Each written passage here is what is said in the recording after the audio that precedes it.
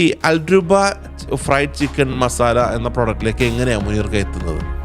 ഞാൻ 10ാം ക്ലാസ് കഴിഞ്ഞ ശേഷം ദുബായിൽ പോയി. അത് ജോലി ചെയ്ത് KFC-യിലായിരുന്നു. അപ്പോൾ അവിടെ ഒരു 10 വർഷം ജോലി ചെയ്തു. പിന്നെ അതിൻ്റെ ശേഷം സ്വന്തമായി സ്ഥാപനം ഉണ്ടായിരുന്നു. അപ്പോൾ അതിൻ്റെ എല്ലാം എക്സ്പീരിയൻസ് വെച്ചിട്ടാണ് നമ്മൾ ഇതിൽ മസാലക്ക് എത്തിയത്. അതെ, അതായത് ഇപ്പോൾ KFC-യിലെ നിങ്ങളൊരു എക്സ്പീരിയൻസ് വെച്ചിട്ട് സ്വന്തമായിട്ടൊരു മസാല ഫുഡിലേക്ക് എത്തുകയാണ് ചെയ്തത്. അതെ അല്ലേ? ഈ സ്വന്തമായിട്ടൊരു പ്രൊഡക്റ്റ് ഉണ്ടാകണമെന്നുള്ള ആഗ്രഹം എപ്പോഴാണ് നിങ്ങൾക്ക് ഉദിച്ചതായിട്ട്?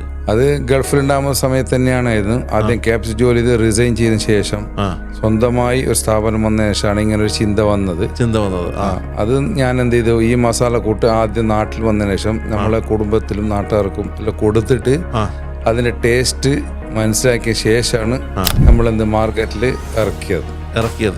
അപ്പോൾ KFC-യിലെ നിങ്ങളുടെ എക്സ്പീരിയൻസ് ആണ് നിങ്ങൾക്ക് സ്വന്തമായിട്ടൊരു മസാല കൂട്ട് ഉണ്ടാക്കണം എന്നുള്ള ആഗ്രഹത്തിലേക്ക്? തീർച്ചയായും 100%.